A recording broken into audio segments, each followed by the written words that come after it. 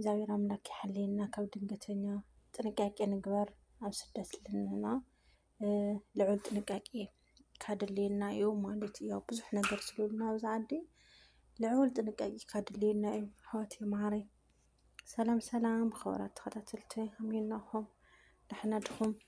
ኣነ ደሕና እየ እግዚአብሔር ይመስገን። ከመይ ኢልኩም? ኩሉ ሰላም ዶ? በኣነ ኩሉ ሰላም እዩ እግዚአብሔር ይመስገን። ከመይ ኢልኩም?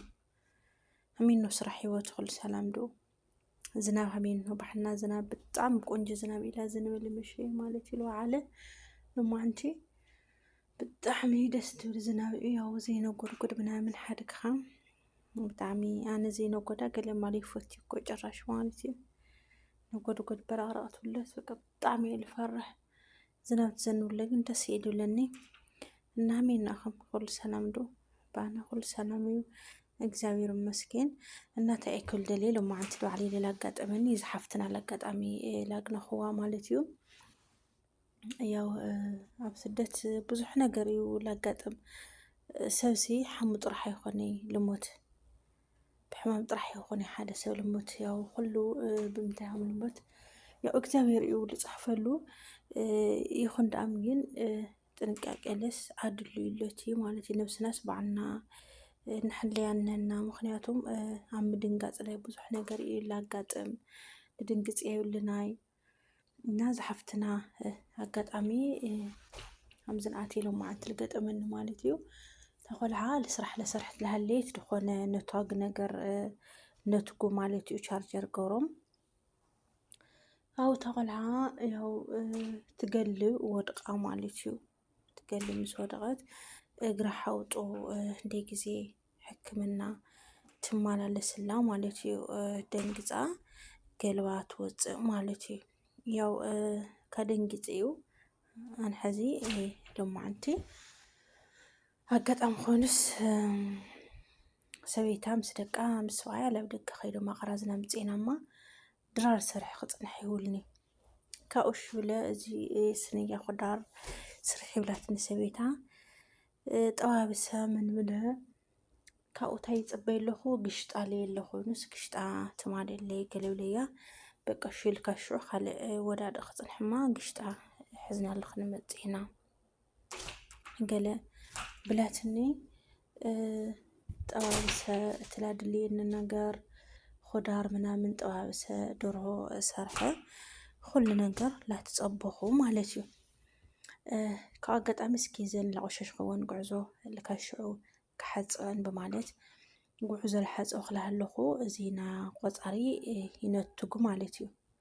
በስመ ኣብ ኣብ ድንኡ ክወስ ጭራሽ ኣይፈልጥ በቃ ኣብ ድንኡ ክዋ ኣይፈልጥ ለከ እቲ ዝናብ ተወቅዕለቲ ማይ ኣትይዎ ይመስለኒ እቲ ግድግዳሲ ማይ እንትን ዘልቁስ መፅዎ ይመስለኒ እቲ ጠብሎም ዶ ጠብሎም እዮም ድብልዎ ብዓረብ ማለት እዩ። ሓና ቆፃሪ ኢና ንብሎ ብዓድና እና ለከ እቲ ቆፃሪ ኣብ ጥቃኡ ለምከይፍ እንሆ እቲ ምከይፍ ለማይ ኣፍስሱለቲ መከይፍና ሳሎኑ ነሲ ትውላዕ ኣሎ ማይ በቃ ቦሽሽ ኢሉ ማይ ይልፈስስ እና እታ ሰበይቲ ለለ በቃ ናታ ሳሎን እንትን ምከይፍ እያ ታብርህ ላብዚ ላብዚ ኢላ ኩሉ እዩ ልኸድ ያው ናዞም ዓረብ እዚ ኤሌክትሪክ ብደንቢ ኢላውልዖም ይመስለኒ ኤሌክትሪክ ብጣዕሚ እዮም ዝቆፃፀሩለይ መብራህቲ ብጣዕሚ እዮም ዝቆፃፀሩለይ ቀደም መብራህቲ ምናምን ኣይቆፃፀሩ ይነበሮም ሕዚ ግን መብራህቲ ማይ ጭራሽ ማለት እዩ።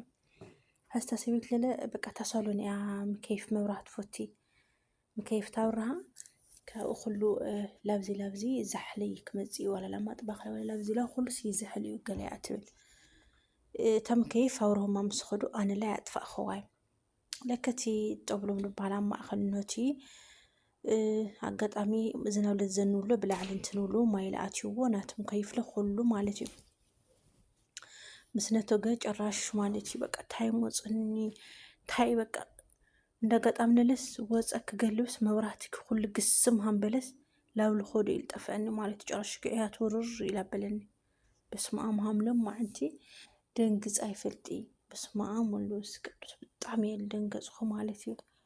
እና ኣሕዋተይ ጥንቃቄ ንግበር ማለት እዩ። ከምዚ ዓይነት ነገር ምንም እንትን ንብለሉ ኣይንኽእል ድንገተኛ ነገር ስለዝኾነ ዝሓፍትና ለ ያው ከምቲ ናተይ እዩ ገጥምዋ ማለት እዩ። ኣጋጣሚ ኮይኑ ሳለ ሓምቲ ላዳመፅኽዋ ላሰርሐት ላሃለየት እማ ጥባኽ ላሰርሐት ነብራ እቲ እንትትነቱ ጉለቲ እታ ቆልዓለ ደንጊፃ ህይወታ ልምትራፍ ወፃዓ ካብ መጥባኽ እንትንትብል እዩ ወድቃ ማለት እዩ። ያው ምስ ወደቐት ሰራሚክ ናዝዓደለ ብጣዕሚ ሕማቕ እዩ። ዓድናሴ እንድሕር ወድቕካ ዝተሓሽኻ ምናምን ዳሕና ኢኻ ትኾን ናብዚ ዓዲ ግን እንታይ እዩ ዝፈለየ ነገር እዩ። ኣብዚ ዓዲስ በቃ ዋላ ተን ዓረብ እንድሕር ወድቐንሲ ሓንቲ ዓረብ ኣነ ኣጋጥማት ነበራ ናብ መደበይ ሓፍትስ ኣጋጣሚ ሸተት ብላ ወድቃስ 3 ወርሕስ እዚ ፃዕዳ ነገር ኣስሮማ 3 ወርሕ ሙሉእ ማለት እዩ። እና ዓድና እንድሕር ወድቕና ያው ተሓሽና ዳሕና ኢና ንኾን ናብዚ ዓዲ ግን ብጣዕሚ ሕማቕ እዩ ኣሕዋትየ ማዕረይ። እና ዝሓፍትና ሕዚ ኣብ ስደት ኮይና ትሰቀይላ እግራና ጎሰት ትሰርሕላ ጥንቃቄ ንግበር ኣሕዋትየ ማዕረይ። ያው ትክክል ትድንግፅ ኣለኻ ምንም ትገብሮ ይተሓድጎይ ኣይትፈልጢ ይኹን ዳኣሚ ግን ያው ከምዚ ዓይነት ነገር ትኾንሎ ብጣዕሚ ጥንቃቄ ኣድልዩሎ ማለት እዩ። ኣነ ሎማዓንቲ ልባዕለ ብእውነት ብጣዕሚ ኣይከኣልኮይ ብጣዕሚ ደንግፅ እንታይ እዩ መፁ እንታይ እዩ ወድቁኒ የብለ በቃ ከምዚ ትነቱ ጉለሲ ኣብ ጥቃኢ ልወደቀ እዩ ልመስለኒ ኣብ ጥቃኢ ልወደቀ ልመሰለኒ ካብኡ ክወፀ ክኸለለ መብራት እንዳለ ግስም ይብል ይጠፍእ ማለት እዩ። አዎ ግን ያው ወፀ ላው ጎራብቲ ፀንሐ እዮም ማለት እዩ። እቶም ሰባት ደውላ ከምዚ ከምዚ ኮይኑ ትብለኽዎም ለከ እዚ ነገር እዚ ኩሉ ግዜ ከምዚ ይብል ይመሰለኒ ምን ጭራሽ ኣይደንገፁ ዋይ እንታይ ኮይኖም ብለ ደንጉዮም ይፅበዩ ኣለኹ ሊከርድ ገብረ ተኸውንኩም ይብለኹ ስመፅ ኣለና ገለ ገለብሎም ከምዚ ደውሉ ገለ ይብሉኒ ዋ እንታይ እዩ ነገሩ ምናምን ብለ ካብ ምስ መፁ ሰዎ ይብል እዩ መብራህቲ እዚ ማይ ተኣትየሉ ኩሉ ግዜ ሳም ይብል እዩ ግን ነስተኻኽለና ዕሟላ ምፅና ካጌድማ ይብል ይብልና እዮም ግን ሰማይ እዩ ክስተኻኸል ኣይከኣለ ወይ ቦታ ንቀይረሉ ተኾነ ዳኣም ገለ ብሎምኒ እና ከምቲ ኣነ ልደንገፅክዎ እሳቶም ምሳይ ደንገፁ ሓደ ኣይሰምዑ ወለ ደገ ስለ ዝነበሩ ካልኣይ ለለ ኩሉ ግዜ ከምኡ ከም ልብል ስለ ዝፈለጡ ማለት እዩ። እና ያው ኣሕዋተይ ኣብ ስደት ድነና ጥንቃቄና ገበርና እግዚኣብሔር ኣምላክ ልክ ሕማቕ ነገር ይኸልክለና ይሓልየና ብሰላም ከም ንመፃና ብሰላም ላ ውላድና ላ ቤተሰብና ላ መረባ ዓድና ብሰላም ይመልሰና ማለት እዩ።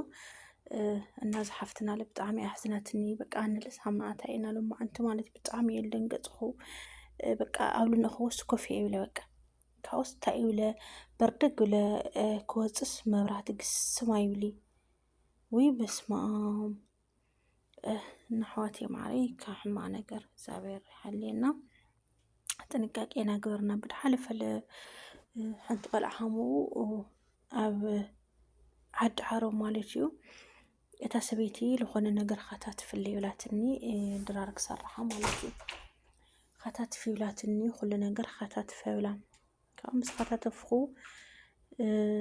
እሱ ላይ ወዳእኹ ካልእ ስራሕ ዕዛት ንብላ ያው ና መዳም ነገር ትፈልጥ ኣለኹ ሓደ ለይወዳእና ሓደ ለይወዳእና ሓደ እየን ልእዝዛና ዛንኣቲ ሰበይቲ እናሓዝ በቃ ጭራሽ ማለት እዩ ኩሉ ጅሙር እዩ ልኾን ሓደ ለይወዳእኹ ሓደ ለይወዳእኹ ሓደ ብጣዕሚ እያ ተናድደኒ ማለት እዩ። ያው ተቆልዓለ እታ ሰበይቲ እቲ ዝኣዘዘትኒ ዕለት ኮዳር ምናምን ካታትፈ ኩሉ ነገር ኣቀራርበ ዘይቲ ትጠብስ ማለት እዩ። እታ ሰበይቲ ኣጋጣሚ ኮይኑ ካልእ ስራሕ ኣዘዛታ ማለት እዩ። ካልእ ስራሕ ምስ ኣዘዘታ ላብ ካልእ ስራሕ ይኸይደ ብላ ኣጋጣሚ ኮይኑ ግን እታ ሰበይቲ በቃ ላተመላለሱ ኣነ ክሰርሖ እየዋ እሱ ወዲ ትብለኒ እሺ ብለ እሱ ለይወዳእኹ ልለ ካልእ ስራሕ ኣዘዛትኒ ካልእ ስራሕ ምስ ኣዘዘትኒ ለቲ ካልእ ስራሕ ክወድእ ኸይደ እታ ሰበይቲ ባዕላ ዘይቲ ላጠበሰት ትገልውጥዋ ማለት እዩ። እቲ ዘይቲ ትገልውጥዋ ተቆልዓ ምንም ዳሕና እያ ምንም ኣይትጎኖ ኸይላ ኣጋጣሚ ኮይኑ ኣነ ልለ መፀታ እዩ ክወስድ መፀ ብላ ግን ኣነ ዳሕና እየ ብላ ምንም ኣያግነየኒ እታ ሰበይቲ ግን ሕክምና ኸይዳና እና ጸሎት ትግበራለይ ገሊላ በለት ማለት እዩ። ናሕወትየ ማዕረይ ኣብዚ ዓዲ እዚ ብዙሕ ነገር ስለልንሆ ባዕልና ነብስና ንሓሊ ምስ እግዚኣብሔር ጸሎት ለላ ገበርና ብሰላም ሃምዳ ምጻኻ ብሰላም መልሰና ለበልና ላጸለና ለንሃርስ ማለት እዩ። ብጣዕሚ ግዚኡ ለሕማቕ ግዜ ኮይኑ ክፋኢ እንድዒ ሰዋትና ደና ሓምቕና ግዚኡ ዶ እንታይ ምዃኑ ብጣዕሚ ኣፈርሕሉ ግዚኡ ማለት እዩ እና ኣሕዋተይ ማዕረይ ጥንቃቄ ላገበርና ክብለክን ይደሊ እና ቪድዮ ሸር ላይክ ኮሜንት ላገበርኩም ኣበራታትዑኒ ቤተሰብ ይኹንኩም ሰብስክራይብ ብምግባር ቤተሰብ ሁኑ። يغني لي خوراتي